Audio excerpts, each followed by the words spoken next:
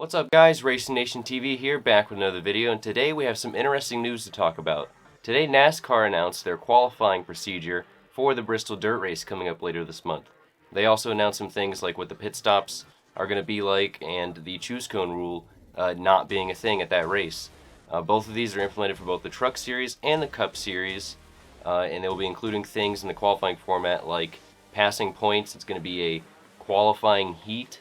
And I know it's a little bit tricky to understand at first, so I'm going to try to walk you through it throughout this video. Hopefully you can better understand how they're going to do this, because as you can tell on this channel, I've done dirt racing. I've covered the Chili Bowl for 2 years straight now. I understand passing points, and actually gets a little bit more complicated over there, and the way NASCAR is doing it is actually a little bit more easier to understand. So hopefully I can help you understand what passing points and the whole qualifying procedure is all about. So talking about the qualifying heats is what they're calling it. Basically, it's going to be implemented in both trucks and cup, and we're going to have 4 15-lap heats. The heat assignments and the starting spots of the heats will be determined by a random draw, which will be conducted in the order of current team owner points. So basically, we're going to have our 4 groups that are going to be, you're going to be assigned a heat and a starting position in that heat, based off a random draw, which is going to be done probably from last in owner points to first in that order. So basically it's just random draw. That'll basically mean, you won't have a stacked heat versus a heat with like nobody, that's going to be competitive in it. Or if you do, it's going to be basically just off of luck. So so they're making sure nothing, there's no, we're going to have Chase Elliott and we're going to have Kevin Harvick, Denny Hamlin, Kyle Busch, all those big names in one heat, and then the other heat is just rookies. And so if you understand that. So the starting lineup for the actual main is going to be based on they call it a formula, based off of the finishing position and positions gained. So what that means is the number of drivers in each heat is going to be determined off of the entry list, obviously. So they gave an example in the article. If there's 44 entries, we're going to have 11 cars in each heat, right?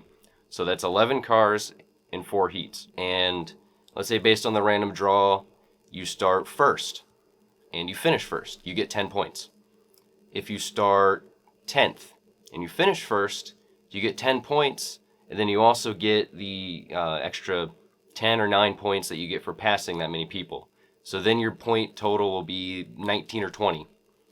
Which will obviously make you start ahead of whoever maybe started first and finished third. Another thing to point out is you got to remember, the next thing that they stated was there'll be no points deductions or negative points for those who lose spots. It's getting a little bit complicated now. Stay with me. So that just means if you start third and you finish 5th, you get 5 points.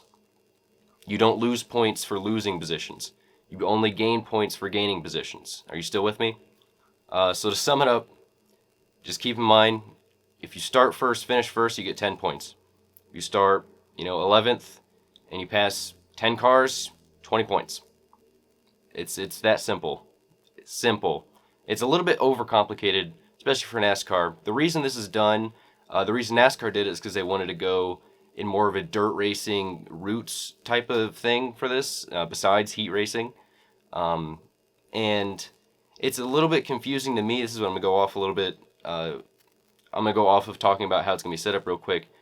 It's a little bit confusing to me because the reason we do this in the Chili Bowl and the Knoxville Nationals, two that do like the point system, is because those events get like 300 entries. So it's just the easiest way to do it, because you can't, spend all that time doing just single car runs for 300 cars, and you get into the field that way. You can't do that. When you're trying to start 24 cars in the main event, and you have 300 entries, the passing points, doing the heats that way versus just single car qualifying, because even in the prelims for the Chili Bowl, there's not like a single car qualifying. It's just you get put in your heats, and then however many positions you gain in the heats and how many positions you gain in your, I forget what they call the second one. It's already been that long since Chili Bowl season, right? But basically, it's just after 2 events, how many points you added up basically determines whether or not you make it into the A main or you try to fight and get into the A main through the B main, which is it's a whole brain mix up. It's a whole thing, okay?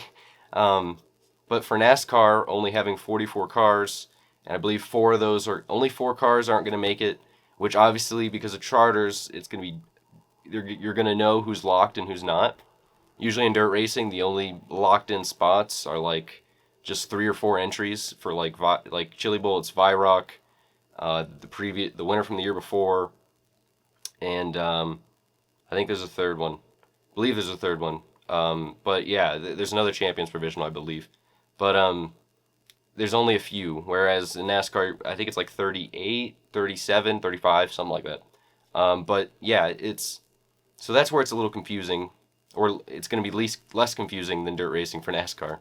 But it's a little confusing on why they're doing it this way, because it's, again, the only reason you do a more complicated points format like this is when you have a ton of entries and a ton of people going home. Now, if you've been watching this channel and you watched the Chase Elliott video I did, I also talked about when they announced that they were going to do heat racing. And I said then that heat racing kind of doesn't make sense, because when you have this many locked in spots, basically we're just watching people race for, where they're going to start in the race, which is less interesting than making the show, in my opinion. And the same thing as this. They're not going to be doing an LCQ for the open entries. I think that's a miss. I think they could have done that. And then just some little extra things in the format itself.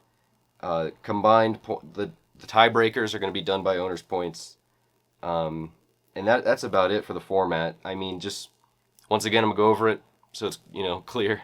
You start first, finish first, 10 points. Start 5th, you finish 8th. You don't lose points by losing spots. You only gain points by gaining spots. You start 5th, finish 2nd. So basically, the other thing I do want to say, and something I remembered, is the way the Chili Bowl point system works, the way it does work. It's going to be interesting to see how they do this, because their points, it's higher numbers. So if you start first and finish first, you're kind of locked in. Like, you are locked in, even though you want to get lucky and draw kind of like 5th, so that you can gain 4 spots and then possibly get the points for winning. They have a lot more points, so with this format, the way you're kind of hoping to draw like mid-pack and you can get more points in the winner, which is still possible under the Chili Bowls format. Reminder, but the gap in points, because if I start 11th and I finish first, I have like 20 points. Versus if I start first and I finish first, I have 10 points, which is just kind of like a stupid luck of the draw kind of thing, So, I don't know. I guess that really doesn't matter, but at the same time, it's just kind of interesting. The other things to note about the format itself is for the Truck Series, they're obviously going to a second dirt race at Knoxville, and they did mention that they'd like to keep this format unless they find anything that they don't want. The other news today about this event is that basically, just like the Eldora Truck Race, if you remember, they're going to be doing the controlled pit stops where you can't gain spots on pit road. You're not required to pit. You can stay out and gain spots, but when they get on pit road, they basically have a time where they can complete their work, tires and fuel damage, and basically it's like an intermission during the stage break where everyone just kind of stops. They're basically doing this because they didn't want, they didn't know how you have dirt tires on concrete. They don't know what the traction was going to be like. The dirty pit box. They didn't want any safety. They had some safety concerns, and so ultimately they chose to basically just do the whole pit thing again. And unlike Eldora, where Eldora you kind of argue where it's like they just didn't have a pit lane, and I believe they had to pit cars in 2 groups because it was so short. Where Bristol obviously has a pit lane because they do the asphalt races for Cup. They just didn't. They had safety concerns about the dirt tires on the concrete and stuff like that. Inexperienced drivers, etc. Yeah. So basically, that's happening. I have no opinion on that. It's fine. It's fine. We're gonna have stage breaks anyways that stop the flow of the race anyways. So why not? Why not? You can stay out and gain spots. I guess that's pit strategy. So yeah, outside of and then lastly, the choose cone not being a thing for this race. You could have stuck a cone on a string in the middle of the track and pulled it in like they do at the dirt races for the single file restarts. Could have done that, but that's a little bit of a missed opportunity. It would have been fun to see a guy with a rope, you know.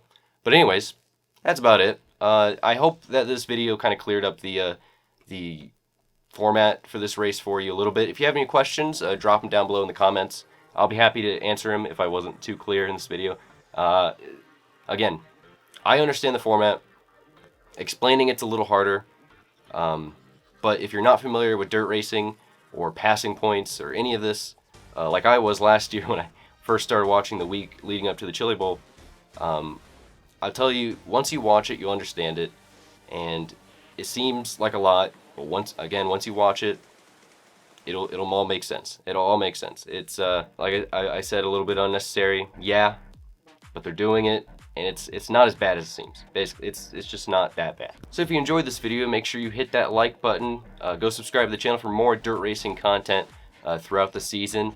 Go check out my buddy GT Rain's YouTube channel for our weekly podcast. The Rain Race Podcast takes place every Monday, where we talk about all forms of motorsports for about a good hour and have a little bit of fun. So yeah, a lot of content planned for the future, and I will see you in the next one.